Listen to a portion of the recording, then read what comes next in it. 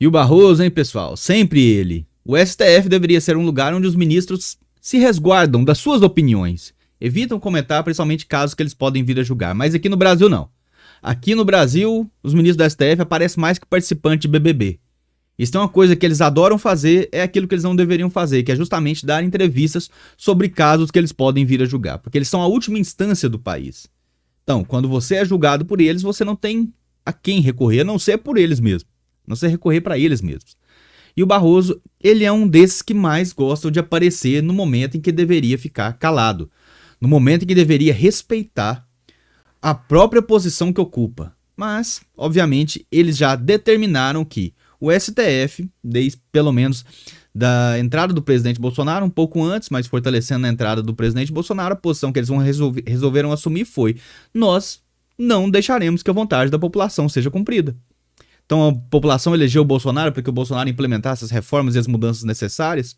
A gente fica aqui impedindo o Bolsonaro, derrubando a MP, derrubando pautas dele. A gente vai fazer o que for necessário para que a população não tenha sua vontade realizada. E o último absurdo dele foi justamente esse aqui. Anistia é perdão e o 8 de janeiro é imperdoável. Vamos, aqui as matérias, né, que o pessoal soltou hoje, mais uma entrevista tratando desse assunto.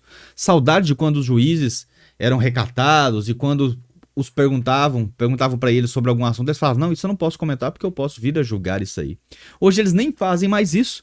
Hoje eles estão tão seguros de que não terão nenhum tipo de punição, nenhum tipo de reprimenda, nem mesmo as reprimendas constitucionais, e principalmente as reprimendas constitucionais, estabelecidas na Constituição através do sistema de freio e contrapeso, onde o Senado deveria chamar a atenção desse pessoal. Nem isso, eles estão acima do bem e do mal, com mandatos vitalícios, com total noção que eles podem interferir diretamente na vida do legislativo, sem que haja nenhuma consequência, como ele fez no caso do voto impresso, onde o Congresso aprovou o voto impresso, eles derrubaram e depois ele foi lá fazer lobby, foi lá pressionar deputados, segundo a própria imprensa. Foi lá pressionar deputados para que o voto impresso não passasse, uma demanda da população.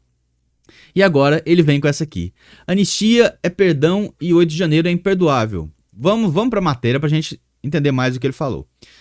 O presidente do Supremo Tribunal Federal, Barroso, disse não concordar com a possibilidade de anistiar os envolvidos nos atos extremistas de 8 de janeiro, porque, segundo ele, anistia é perdão e o que aconteceu é imperdoável. Não se esqueçam que o Barroso foi o advogado, antes dele ser indicado como ministro do STF, ele foi advogado do Cesare Battisti, terrorista, procurado na Itália, condenado e procurado na Itália, foragido da Itália pela morte de 4 pessoas. Que voltou para a Itália, foi extraditado, confessou seus crimes e está lá preso hoje. Terrorista que matou 4 pessoas, responsável diretamente pelo homicídio de 4 pessoas. Se não matou 4, foi responsável diretamente. Tá? E o Barroso, que está falando que é imperdoável, é o ex-advogado desse cara. Está falando que quebradeira é imperdoável. Agora ele se dispôs a defender esse cara aqui no Brasil. Tá? Não se esqueça, só pra gente saber em que nível que tá a total autopercepção de divindade dos ministros do STF hoje em dia. Declarou, porém, que o Congresso tem o direito de redimensionar a extensão das penas, pois está dentro das suas competências. Ou seja, que ele tá falando pro Congresso o que o Congresso pode fazer. Pro Hugo Mota entender. O Hugo Mota, ele acha que ele é grande coisa, né, e fica reduzindo ainda mais o papel da Câmara, quando vai a jantares, quando aceita pressões, quando não pauta anistia, mesmo com o projeto de urgência protocolado, né? Então ele tem que entender aqui. O Barroso agora está falando o que o Congresso pode fazer. O Supremo aplicou a legislação editada pelo Congresso nos julgamentos do dia 8 de janeiro. Mentira! Mentira! O Supremo, primeiro que o Supremo está todo errado, que ele não deveria julgar aquelas pessoas que estão ali. Aquelas pessoas não estão no fórum correto. Né? E foi isso que eles, inclusive, utilizaram para descondenar o Lula, apesar de que várias e várias vezes foi decidido que o Lula estava no foro correto, mas aí de repente decidiram que não estavam. Já essas pessoas nunca nem tiveram chance, já foram colocadas direto no STF para serem julgadas lá. A solução para quem acha que as penas foram excessivas é uma mudança na lei. Não acho que seja o caso de anistia, porque anistia significa perdão e aconteceu é imperdoável. Tá, mas você não viu problema nenhum em advogar para um terrorista procurado pela morte de 4 pessoas. Agora, quebradeira lá do 8 de janeiro é imperdoável. Ok. Redimensionar a extensão das penas, se o Congresso entender por bem, está dentro de sua competência. Aqui, a anistia também está dentro da competência, Barroso. A anistia também está dentro da competência, a menos que você esteja analisando uma Constituição diferente da que existe no Brasil. Mas na nossa Constituição, vamos lá, artigo 48 da Constituição Federal de 88. Parágrafo, inciso 8º, concessão de anistia. Cabe ao Congresso Nacional, vamos ler aqui o caput, né? Cabe ao Congresso Nacional, com a sanção do Presidente da República, não exigida esse para o específico nos artigos 79, dispor sobre todas as matérias de competência da União, especialmente sobre, inciso 8º, concessão da anistia. Então não importa o que o Barroso fale, não importa o que o Barroso ache, a menos que ele já esteja adiantando que ele vai desrespeitar a Constituição. E que o STF vai desrespeitar a Constituição. Do contrário, tá muito bem escrito aqui, claro, sem nenhuma possibilidade de contestação, que a concessão da anistia cabe exclusivamente e especialmente ao Congresso. Ok? Então por que ele tá falando isso aqui? Porque, obviamente, o Barroso já tá 100% dentro da sua autopercepção de divindade. Ele não acha que ele tem que prestar esclarecimentos a ninguém. Nenhum ministro do STF acha hoje em dia. Poucos, raríssimos ali dentro. Dos 11, talvez 2 ou 3 ali. Pensem assim, nossa, a gente precisa realmente resguardar, porque aqui eu tô numa posição que me exige responsabilidade. E não autoritarismo. Eu tenho que agir aqui com responsabilidades e saber exercer os meus limites. E não aproveitar minha posição de poder para destruir todos os limites. Tá? Mas vamos lá. Enquanto ele fala que coisas são imperdoáveis, tem outras coisas também que são perdoáveis, né? A gente já citou o exemplo aqui dele atuar como advogado do terrorista César Battisti, condenado e hoje confessa e cumprindo pena na Itália, pela morte de 4 pessoas. Mas também no dia 24 de maio de 2017 foi isso que aconteceu aqui em Brasília. Ministérios são incendiados, depredados, o governo evacua todos os prédios da esplanada por causa do movimento esquerdista Fora Temer, que foram lá quebrar tudo. Eu não lembro do Barroso falar que isso aqui não merecia perdão. Isso aqui, pessoal, foi 100 vezes pior do que o 8 de janeiro. 100 vezes pior do que o 8 de janeiro. Os caras entraram em confronto direto com a polícia, quebraram tudo, incendiaram coisas.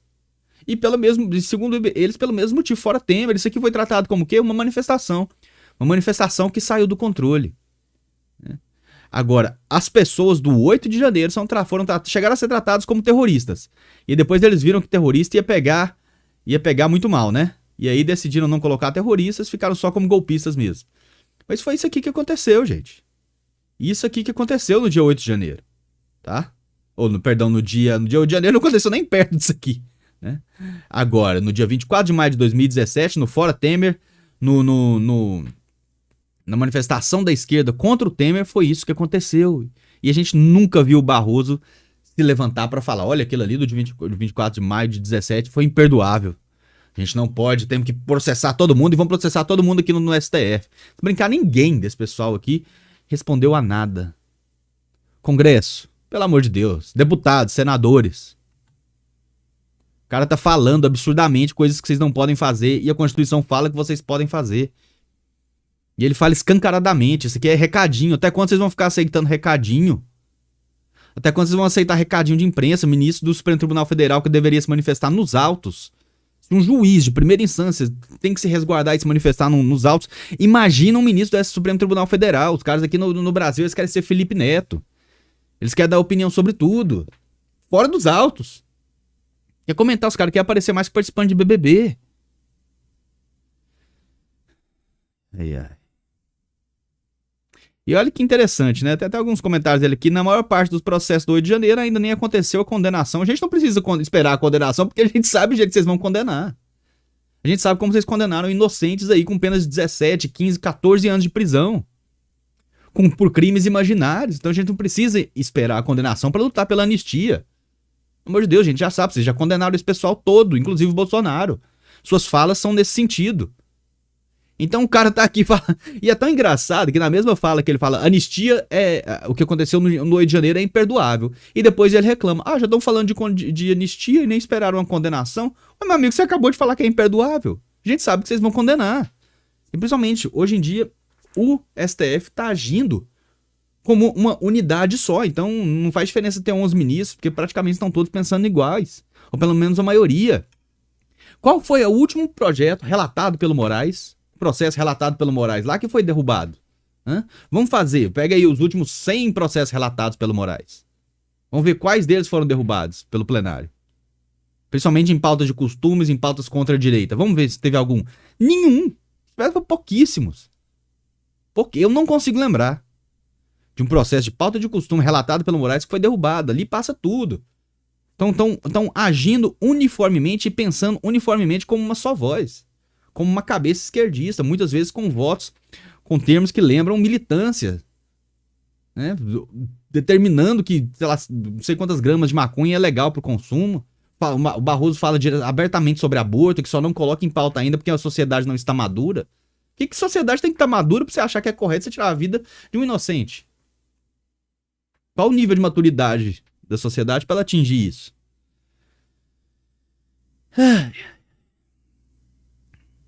Congresso, faça a sua parte. Deputados, senadores, e principalmente população. 2026 nós poderemos colocar 2 senadores em cada estado. Nada te impede que você coloque 2 senadores de direita. Nós teremos 2 vagas. Você não vai votar só em um, você vai votar em 2. Você não vai votar só em um e os 2 mais votados vão subir, não. Você vai votar em 2 nomes separados. Você pode colocar 2 de direita se você quiser, tá? Comprometidos com rever essa atuação absurda. Grande abraço, fiquem com Deus e até o próximo vídeo.